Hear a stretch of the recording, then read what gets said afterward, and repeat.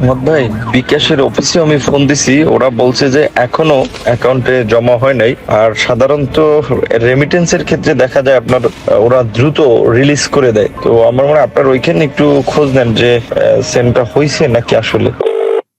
হ্যাঁ, আসসালামু আলাইকুম নূর ভাই। ভাই, আপনি যেহেতু সেন্ডার, আপনার অ্যাক্সেসটাই বেশি থাকবে। তো আপনি প্রয়োজনে যদি না হয়ে থাকে তাহলে চাইলে উপরের যে ডাচ বাংলা ব্যাংকের অ্যাকাউন্টটা দিলাম ওইটাতেও একটু পাঠাতে পারেন। আমাদের তো কালকেই প্রোগ্রাম, টাকা পয়সা তো কালকেই লাগছিল, আপনি একটু দেখেন। কালকের সমাবেশটা আমাদের ওইখানে একটু খরচ টরচ, এই জন্য টাকাটা একটু জরুরি প্রয়োজন। তো কিছু টাকা যদি সম্ভব হয় ডাচ বাংলা ওখানে দিয়ে দেন। আসসালামু আলাইকুম। কণ্ঠটা নিশ্চয়ই আপনাদের কাছে চেনা চেনা লাগে। এই বিষয়টা আজকে এইভাবে আনতে চাইনি। এটা আনার কারণ হচ্ছে ওর কিছু ছোট লোকই গতকালকে সে একটা পোস্ট করেছে, ওই তার ফেসবুকে গিয়ে পোস্টটা পড়ে আসলে তারপরে দেখবেন। সে হলো নবাব সিরাজউদ্দৌলার উত্তরসূরি, তার বংশেরই লোক। তার বাপের বিশাল জমিদারি আছে। হ্যাঁ, ওর বাপ থাকতে হইলো বাউফলে, সেই কালাইয়া থেকে তারপরে ওইখানে থাকতে পারেনি, চলে গেছে আপনার একদম চরের মধ্যে। ওই ইয়ে আছে না আপনার খাস জমি, সেই খাস জমিতে সেখানেই বড় হয়েছে, সেখানেই থাকে, সেখানেই তার বাড়ি। এখন সে শ্বশুর বাড়িতে টাকা পয়সা দিয়া টিয়া বিকাশে টাকা টুকা দিয়ে ঘর টর করেছে। আর কোথায় কি করেছে, কাতারের ব্যবসা, দুবাইতে ব্যবসা, ভাইদেরকে রেন্টেকারের ব্যবসা করে দিয়েছে, কালিয়া করে তার রেন্টেকারের অফিস আছে, বিশাল এলাহি কারবার।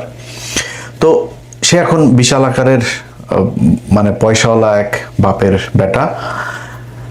মানে ভাবটা এরকম, জন্মগতভাবেই সোনার চামচ মুখে নিয়ে তারপরে সে বড় হয়েছে। তার টাকা পয়সার কখনো কোনো সমস্যা ছিল না। আমাদের ভিক্ষার টাকা তোর পকেটের মধ্যে। সে কালকে পোস্টে লিখেছে, আমরা এখানে আমি কাজ করে খাই, কামলা দিয়া খাই। না, তুচ্ছ তাচ্ছিল্য করে, ভাই বেটা কামলা দিয়া না, আমেরিকায় মানে যত ধরনের কষ্ট আছে সব কষ্ট করে তারপরে স্ট্রাগল করে তারপরে দেশের জন্য কাজ করেছে। সেই টাকা, সেই কষ্টের টাকা তোরে পাঠাইছি, তোরা আবার সেই টাকা নিয়ে জালিয়াতি করছিস। আমার কথা না, ওর দলের লোকজন তারা বলেছে। প্রতি মাসে প্রবাসীরা এই চাঁদাটা দেয়, আমাদের একটা রিসিপ্ট পাওয়ার কথা, কিন্তু আমরা এই রিসিপ্টটা পাই না। প্রতি মাসে আমরা রিসিপ্টের জন্য এই আলোচনা হয়, অর্থ কমিটির হিসাব নিয়ে আলোচনা হয়, কিন্তু অর্থ কমিটি কোনো মাসেই স্বচ্ছ একটা হিসাব আজ পর্যন্ত দাঁড় করতে পারে নাই। এই বক্তব্যর পরে আবার যখন এই দলের ভেতরে গ্যাঞ্জাম শুরু হওয়ার পরে সে একটা টক শোতে গিয়েছিল, ওই যে খালিদ মহিউদ্দিনের। সেই টক শোতে যাওয়ার পর তার এই প্রশ্ন করা হয়েছে যে আপনি টাকা পয়সা হিসাব দেন না, আপনি ইচ্ছা মতো বিকাশের টাকা টুকা নিয়ে সব ভাঙেন। তখন সে বলেছে কি যে আমি অর্থ কমিটি নাকি সব জানে, সে কিছু জানে না। আপনি প্রবাস থেকে কি পরিমাণ টাকা পেয়েছেন গণ অধিকার পরিষদের জন্য? সেটা আমাদের অর্থ কমিটি এবং অডিট কমিটি বলতে পারবে, কারণ এটা তো আমি জানি না। অর্থ কমিটি এবং অডিট কমিটি বলতে পারবে।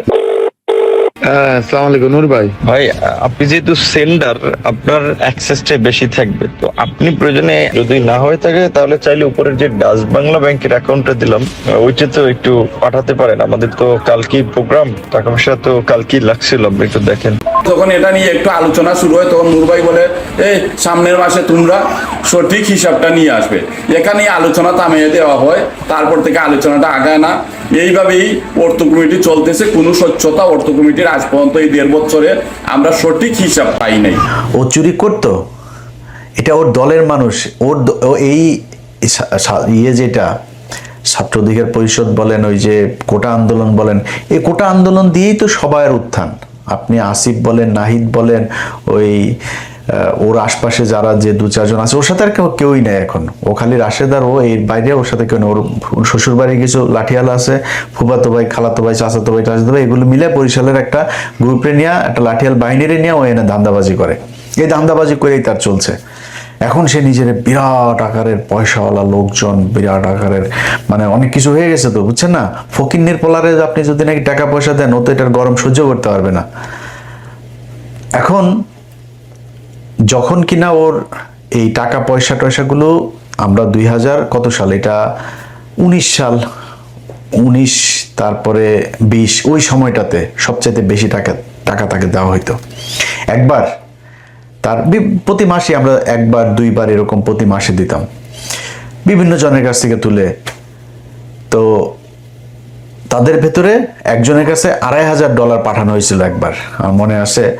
এই টাকা এরকম অনেকে পাঠিয়েছে এখানে, মানে আমেরিকায় যারা আছে আপনি খোঁজ নেবেন, ওই নায়েব আলী, ওই যে মাসুম, এরকম যারা যারা আছে পরিচিত লোকজন যারা আছে, আপনারা তাদের কাছে জিজ্ঞেস করেন, সবাই টাকা দিয়েছে এবং মানুষের কাছ থেকে নিয়ে তারপরে টাকা দেওয়া হয়েছে। আমি যদি দিয়েছি $500, আরেকজনের কাছ থেকে নিয়েছি $500, আর যদি কোনো সময় দেখা গেল $100 আছে, ওকে $100 কত ভাই, 1000 হয়েছে, দান পাঠান, এভাবে টাকা পাঠানো হইতো।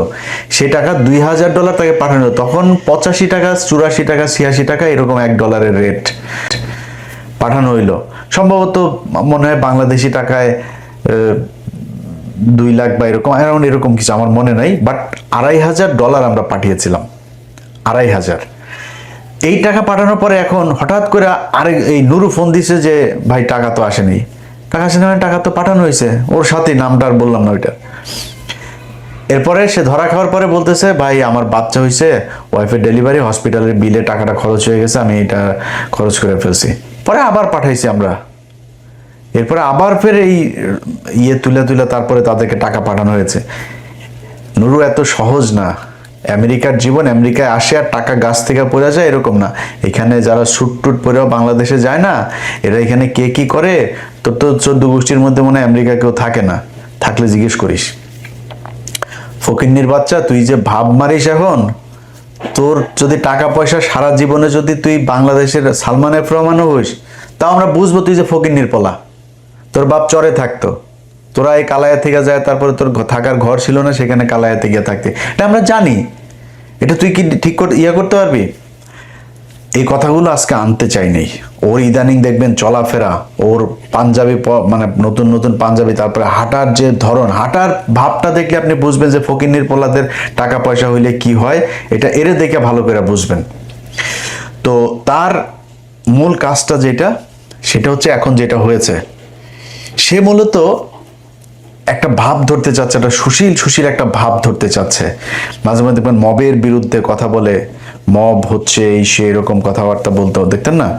অথচ ওর এই যে কিছু ওর এই বাউফল, তারপর কি বলে কালায়া মালা, এইসবের কয়েক জায়গার গলা চিপার কিছু পোলাপানে নিয়ে ও এখানে ঢাকা শহরে মাস্তানি করেছে। এই 5 তারিখের বহুত মানুষের, আওয়ামী লীগের লোকজনের ব্যবসা প্রতিষ্ঠান, বাড়িঘর, এগুলো তো কালকে পোস্ট করেছে, আমি করেছি। ও যে কাজগুলি ও করে, এই কাজগুলো আমার উপর দিয়ে চালিয়েছে। তুই নুরু শোন, তোর একটা কথা বলি, তোর কোনো বাপেরে যদি কোনোদিন জানতে পারিস যে ইলিয়াস কোনো ব্যবসা প্রতিষ্ঠানে কোনো কারোর কাছে যায়, তারপরে চাঁদাবাজি করছে, কারোরে তদবির করে করছে, বেটা বদলি করা তো পরের কথা, তদবির করছে কিনা তুই এটা খোঁজ নিস, যায় কারোর কোনদিন করছে কিনা। যদি একটা দেখাইতে পারিস, নিজের জুতা দিয়ে নিজের গালে লাগাবো। তুই তোর মতো মনে করিস তুই সবাই রে, সেগুলো কালকে পোস্টে লিখেছে। প্রথম 5 তারিখের পর আন্তর্জাতিক অপরাধ ট্রাইব্যুনালের চিফ প্রসিকিউটর তাজুল ভাই এখন তো আপনারা সবাই পাবেন খুব সহজে।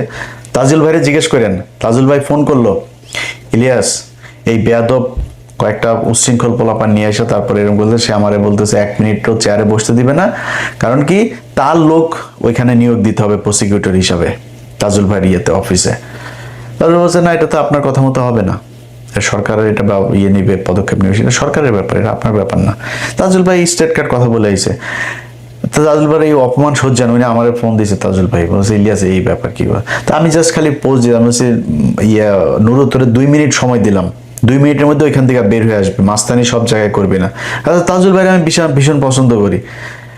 সাথে সাথে রাশেদ ফোন দিছে, ভাই আপনি এই পোস্টটা ভাই ডিলিট করে, আমরা ভাই এখান থেকে চলে যাচ্ছি, সরে আসছে। আচ্ছা, স্বাস্থ্য মন্ত্রণালয়ের একজন স্বাস্থ্যমন্ত্রী একজন ব্যক্তিগত সহকারী ছিল, সেই ছেলেটা একজন জুলাই যোদ্ধা, তার হাত দিয়ে বহু জুলাই এই যুদ্ধে আহত বহু মানুষকে সে এই সুস্থ করেছে। এইটার কারণেই তাকে এই মন্ত্রীর পিএস বানানো হয়েছিল। সে বহু পোলাপানকে সে রাশিয়া থেকে আপনার এমবিবিএস করেছে, যে কারণে রাশিয়ায় তার অনেক এই মেডিকেলে আপনার অনেক প্রফেসর এরা ছিল, ভালো ভালো হসপিটাল ছিল, সেগুলি সে চিনত, সে বিভিন্ন রোগীকে নিয়ে গিয়েছে। এমন একজন মানুষকে সে তার একটা তদবির করেছে, তাদের কাছ থেকে আপনার কিছু জিনিস কিনতে হবে, এটা নুরু দিবে, সাপ্লাই দিবে। সে বলছে না ভাই আমি এটা পারবো না। কেন পারবে না? তার বিরুদ্ধে যায় আপনার দুদকের সামনে যায় তারা তার পোলাপান কয়টা আছে 50-60 জন কি পোলাপান আছে, এগুলো টাকা পয়সা দিয়ে পালে আগে বিকাশের টাকা খাইতো, এখন ধান্দাবাজি টাকায় খায়। তো এখন হয়তো সংখ্যা আরো বাড়বে। দুদকের সামনে যায় এক দফা এক দাবি নিয়ে বসে, ওই ওনারে পিএসসি করতে হবে। দুদকের যায় সেখানে ফাইল করছে, সেখানে মব সৃষ্টি করা সেই ছেলের বিরুদ্ধে তারপরে করা হয়েছে। সেই পিএস আমার ফোন দিল, ভাই এই ব্যাপার। আমি সাথে সাথে এটা খোঁজ নিলাম, নিয়ে দেখলাম যে ছেলে খুব ভালো। সে বাইরে তখন দুদকে সে যখন করেছে আপনার কমপ্লেন করেছে, সে তখন রাশিয়াতে। এই নুরু বলেছে দুদককে যে সে রাশিয়া পালিয়ে চলে গিয়েছে, অথচ নুরু তখন একজন রোগী, খুব সিরিয়াস একজন রোগী। আপনাদের মনে আছে যে যার ওই যে মুখ দিয়ে আপনার এই নাকটাকে এগুলো সব যে একদম হয়ে গিয়েছিল আর কি, বিকৃত হয়ে গিয়েছিল। সেই ছেলেকে সে ওইখানে ট্রিটমেন্ট নিয়ে দিতে গিয়েছে। সেই ছেলেরও বক্তব্য আমাকে পাঠিয়েছে, শোনেন আপনারা। আমি সেগুন চন্দ্র ভগবান এমনিতে সবাইকে দাদা নমস্কার ও রচিত ভাগবতদের আসসালামু আলাইকুম।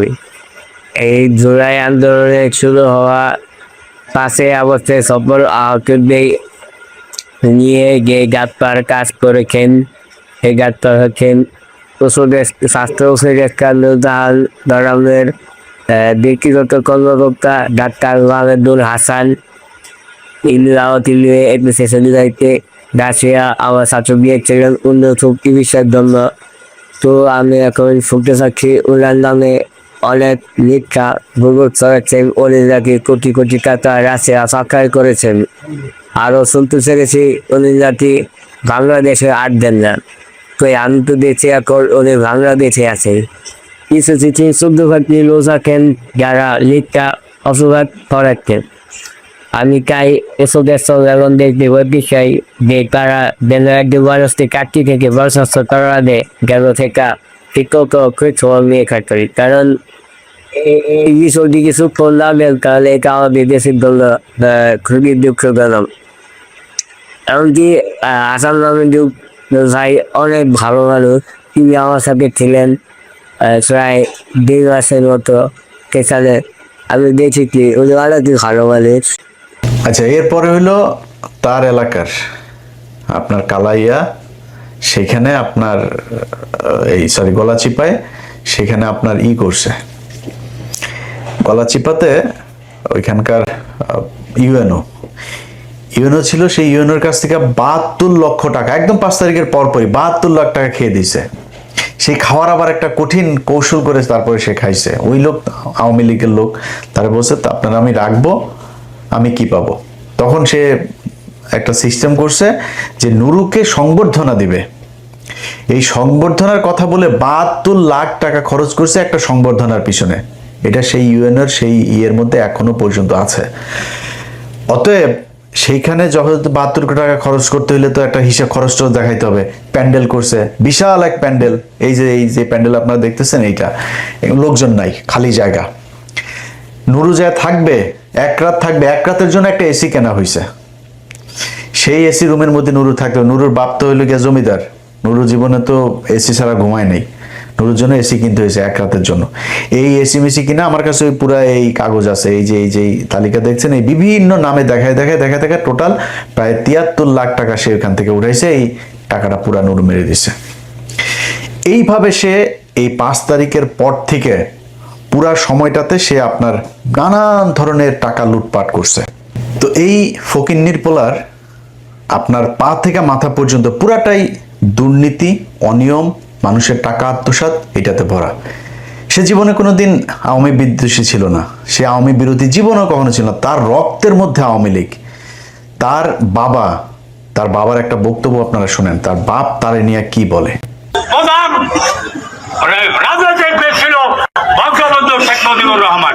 এটা যদি আমি বলি যে সে ছিল না, তাইলে আমি ভুলের রাজ্যে বসবাস করি। আদার্স এখন বাংলাদেশে বঙ্গবন্ধুর পর দ্বিতীয় নেতা ভিপি নুর। আমি আপনাদের কাছে আর একটা কথা বলি, আমি এখান থেকে বিদায় নেব। বিএনপি কিন্তু রাজনীতি করিয়া এই দেশ, তারপরে জাতীয় পার্টি কি রাজনীতি করে ক্ষমতায় আছে? কি বলেন? জাতীয় পার্টিও রাজনীতি করে আসে নাই। বঙ্গবন্ধু উপর থেকে দোয়া সে এখন জাতীয় নেতা। তার সামনে বাংলাদেশে এখন জাতীয় নেতা আর নাই। মনে মনে কলা খায় ওনাগো নেতায় তার সাথে যোগাযোগ করে তারেক রহমান। তোমরা এইখানে বইয়া ছোলা কলা খায়। তার এলাকার আরেকজন আছে, সেও তার আত্মীয়, সেও ওইখানকার আওয়ামী লীগের পদে ছিল।